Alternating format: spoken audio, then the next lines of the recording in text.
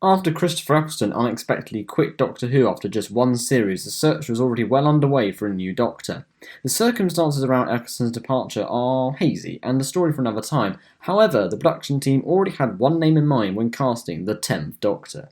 Prior to the return of the revived Doctor Who, executive producer Russell T Davies had also been working on the television serial Casanova. The series only ran for 3 weeks and was always intended to be a one-off. However, as Casanova aired so close to Doctor Who Series 1, RTD already had one name in mind. David Tennant was a relatively known actor, who wasn't an unknown like his Doctor Who successor Matt Smith, but also wasn't exactly what you could call famous yet. David Tennant was already known to Doctor Who fans. He had appeared in the 2003 animation Scream of the Shulker. Later in 2005, he had also appeared in Harry Potter and the Goblet of Fire. So Doctor Who had a new Doctor once again, and production soon began on Series 2. Because of Chris Ferguson only doing a single series, the cast and crew for Series 2 remained mostly the same, barring the obvious. Therefore, supporting characters Mickey Smith and Jackie Tyler return for this series, as does the then current companion Rose Tyler. The general aesthetic for Series 2 also remained the same as Series 1. In fact, ignoring the change in Doctors, Series 2 in many ways does feel like Series 1, but of course it's not that simple and there's more to Series 2 than just the new Doctor. Series 2 began airing on April the 15th, 2006 with the episode New Earth, the first episode of the revived Doctor Who to take place on an alien planet. The episode itself would have been very different with the 9th Doctor, as the on-screen dynamic between the 10th Doctor and Rose is very different from before. However, this episode does include some callbacks to Series 1, perhaps as a way to genuinely introduce fans to the new Doctor without it feeling jarring. Cassandra returns as the villain, having appeared in the Series 1 episode The End of the World. Like Series 1 before it, Series 2 also includes a story arc. The first seeds of the story arc are planted in the second episode, Tooth and Claw. Tortured with the story arc, this series and the Institute of the same name is founded at the end of the episode.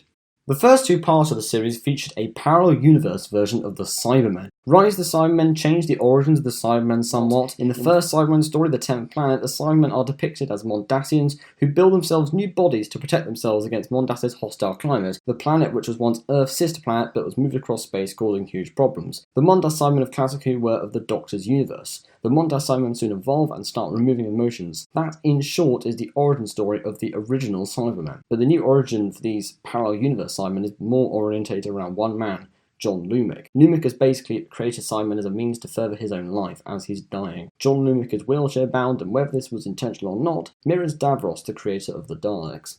The two-parter isn't anything to shout about, but it is entertaining. Crucially, however, it sets up the concept of parallel universes, something the show hadn't really touched upon since the 1970 story Inferno. The style of this series is broadly the same as Series 1. There isn't much of a shift in style or tone, although if you wanted to be pedantic, you could argue that Series 2 has a slightly lighter tone than Series 1, but that's about it. The general style of storytelling remains the same. What's interesting about Series 2 is how little things have changed from the previous series. However, in terms of the characters, one thing that did change was the relationship between the Doctor and Rose. In Series 1, there is certainly a romantic subtext, and it's more subtly woven into the narrative. With the new Doctor in Series 2, it becomes slightly less subtle and a bit more obvious. Being a family show, there's only so far that the writers can go with the idea, and actually looking back at Series 2, it's not like it's mentioned every 5 minutes, and it's never really the basis of a story. It's quite a big aspect to the Russell T Davies era, as prior to his era, a Doctor had never had a romantic relationship with a companion. It was very much Russell putting another 21st century spin on what was effectively now a 43-year-old show. The darkest story, both in terms of brightness and tone, is the second two-parter, The Impossible Planet and The Satan Pit. The story features an array of big ideas and focuses on science and religion. The story is fascinating and at the time went under the radar, and only in the last 5 years or so has it started to become appreciated as the modern classic it really is. What followed this story became two rather unpopular stories. So the first of these was Love and Monsters. The episode featured Peter Kay playing a new alien called an Absorbaloff. The alien was designed by a Blue Peter competition winner, and the design is actually pretty good. The episode doesn't have the Doctor as the central character, and he doesn't appear until right near the end in what was basically a cameo. The episode focuses on a new character called Elton Pope. The episode is probably one of the most experimental or quote-unquote different episodes of the David Tennant era. The episode has some nice ideas, but the episode does spend a lot of time on normal everyday events, which, while very much the style of the Russell era, was just made to appear a bit dull here. The episode does probably get a bit too much hate because it's really not that bad and it's far better than Fear Her. The next episode was Fear Her, set in 2012 in the run-up to the London Olympics. The episode is remembered for being too silly, which I find to be a rather lousy criticism. But unlike the previous episode, this episode is rarely praised, even by the most unorthodox of fans. These two episodes are interesting to talk about, mainly Love and Monsters. Fear Her's issue is mainly how it's effectively a poorly written filler episode. Filler episodes are never that popular anyway, so Fear Her was never going to win over an already negative fan base. The slot that was given to Fear Her was initially going to include an episode written by Stephen Fry, which would have been so much better. It seems rather common in New Who for the final 2 episodes or so before the finale to be a bit crap. Anyway, now we get to the 10th Doctor's first series finale. The ongoing arc of the series was the word Torchwood, which had cropped up in little Easter eggs across the series in a similar way to how Series 1 had the Bad Wolf arc. However, this arc isn't as effective. It's nice and all, it's just a tad underwhelming. The arc looks like it was just there to set up the Torchwood TV series, which began airing in October 2006. The first part of the finale, Army of Ghosts, features the return of the Cybermen. As a way of celebrating 40 years of the Cybermen, Series 2 does a pretty good job, by not only having the Cybermen heavily feature in 2 stories, but also have them adapt in a mostly effective way for the modern age. It made thematic sense by having the 10th Doctor's biggest threat so far return for the series finale. Army of Ghosts signalled the end of an era, as in this finale the ties were written out, though they would return in future in smaller roles.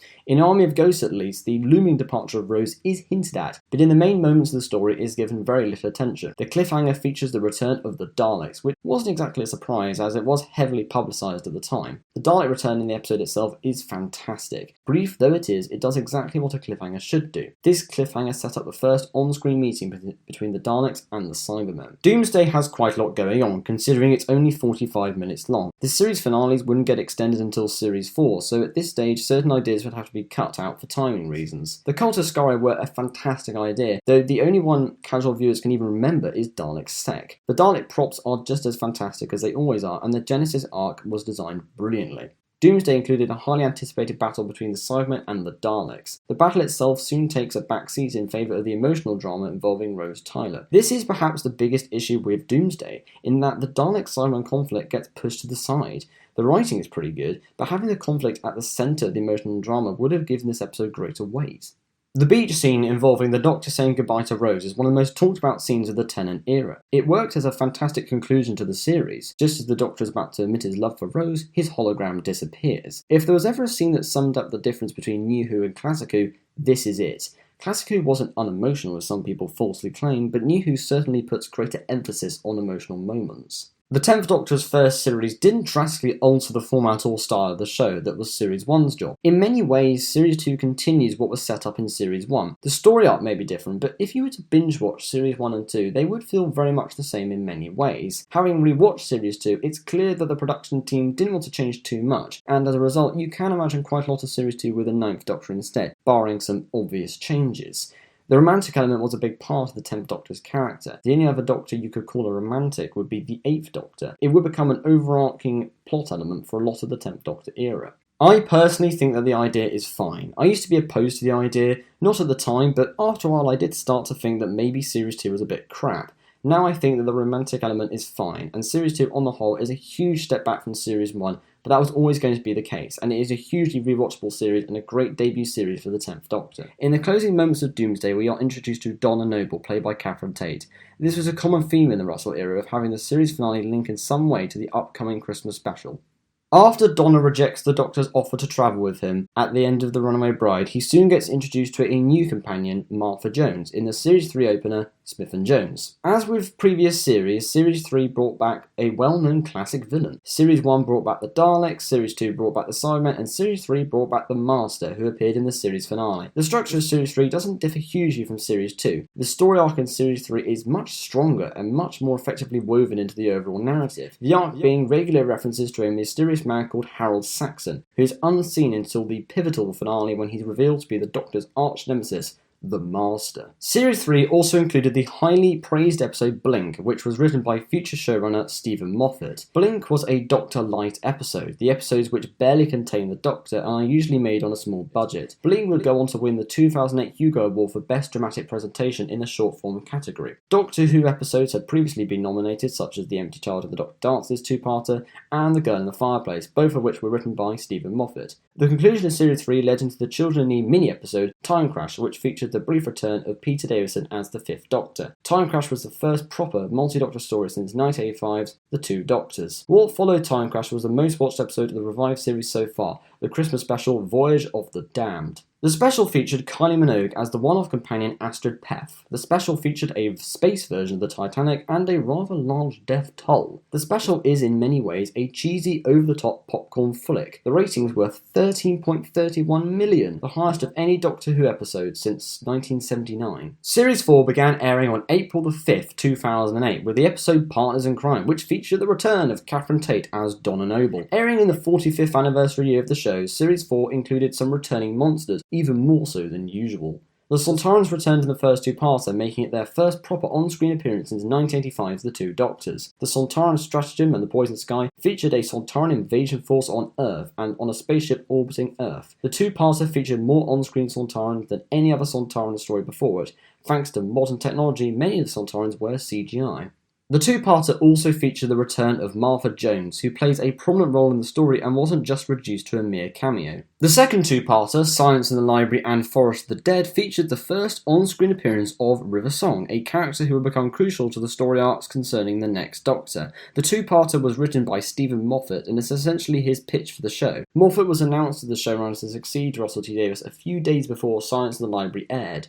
Midnight was a companion light episode and was filmed at the same time as the following episode Turn Left, which was a Doctor Light episode. Midnight had a very small cast and was clearly made on a small budget. The episode is one of the most tense and atmospheric episodes of the revival to date. The performances are fantastic here, and the episode is, without question, one of the best episodes in the history of the show. It depicts the Doctor as arguably his most vulnerable, and the tension is just fantastic. I recommend you watch it, even if you've already seen it. Turn Left is set in an alternative Earth where Donna never met the Doctor, and everything soon spirals out of control, and the world without the Doctor ends up becoming a dystopian nightmare. The episode is almost just as good as Midnight. It's quite rare in Doctor Who to have two exceptional episodes in a row. Midnight and Turn Left were both written by showrunner Russell T Davies, and they really show off his strengths as a writer. The episodes are both brilliant, but also nice and simple. Neither episodes go off on one and expand their concepts to breaking point. RTD knew the limitations of the concept in these two episodes, and as a result, these episodes become modern classics.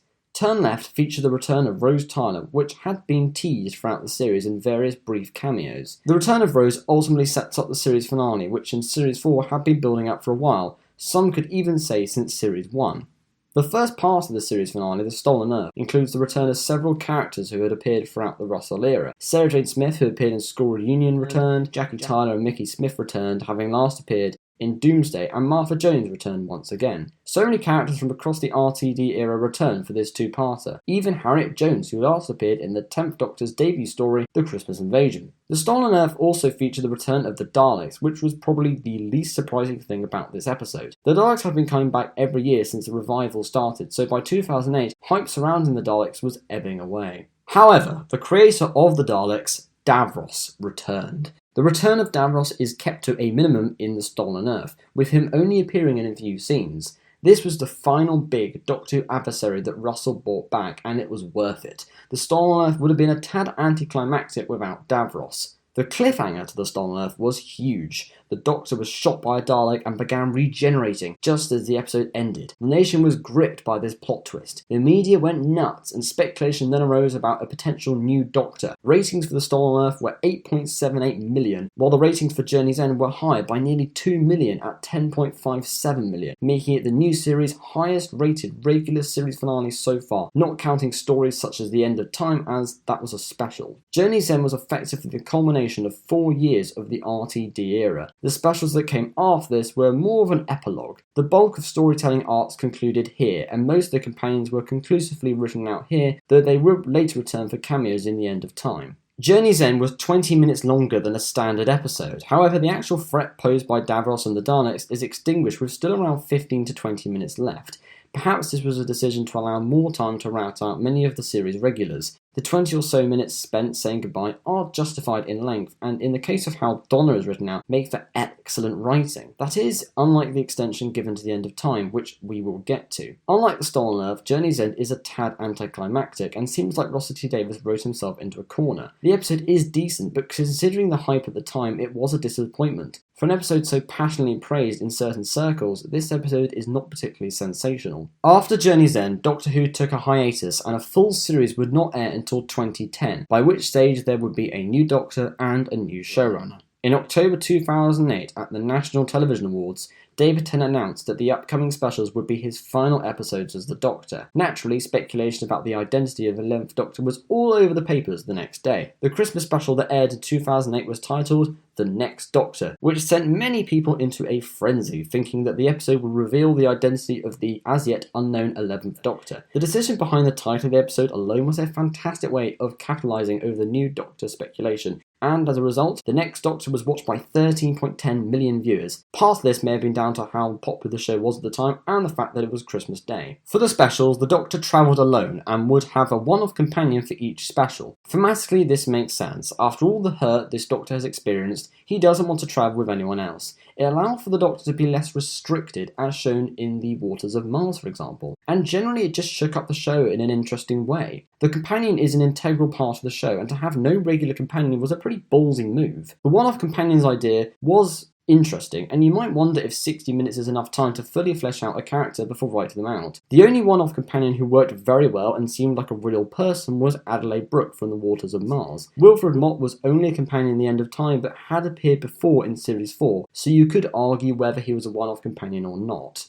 The first special, Planet of the Dead, aired on April the 11th, 2009, and was okay. It isn't paced too well and doesn't feel very special. The cinematography is nice, and it was the first Doctor Who episode to air in HD, but this episode can be skipped and it won't make much difference. It aired around the same time that a series would begin, and the next special didn't air until November 2009. The Waters of Mars aired on November the 15th, 2009, and is regarded as one of the strongest episodes of the 10th Doctor's era. Like Midnight Before It, this is a 10th episode, but is really very different. The 10th Doctor can leave any time, but his Time Lord instincts and his strict moral code clash, and it makes for fantastic drama. This episode is brutal, and was the last truly amazing episode of the 10th Doctor's era. The episode effectively set up the 10th Doctor's final story, The End of Time. The End of Time Part 1 aired on December the 25th, 2009. Part 1 is actually a surprisingly low-key affair. Beyond the return of the Master in perhaps the most ludicrous way yet, the episode just seems like another series finale. Part 1 does at least seem like an emotional episode, but really I think it was just an overindulgence on the part of RTD. In parts of this episode, the Doctor's a bit of a dick, and makes the audience almost root against the next Doctor. The return of Wilfred Mott, this time as a proper companion, helps round out the 10th Doctor era and was much better than if RTD wrote an entirely new character. There's a reason why Wilfred is one of the most popular characters of New Who. In short, he's very normal, down-to-earth, and a likeable character. There's nothing complex or hidden here. What you see is what you get. Bernard Cribbins also brought a charming and generally fantastic performance, which was great in Series 4, but especially memorable during The End of Time. The End of Time Part 2 has a bit more going on. The scale and scope is much grander despite the locations not being too interesting or varied. In many ways, The End of Time does feel like a culmination of all the themes of the 10th Doctor's era, with heavy references to the Time War and a brief appearance from the Time Lords. However, The End of Time also feels like a bit of a rehash of Journey's End, with the Daleks replaced with the Time Lords and the story slightly changed. Journey's End, as the name suggests, feels more like a finale, while The End of Time seems more anticlimactic, like it was still in its first draft. The End of Time also concludes far too early, much like Journey's End before it.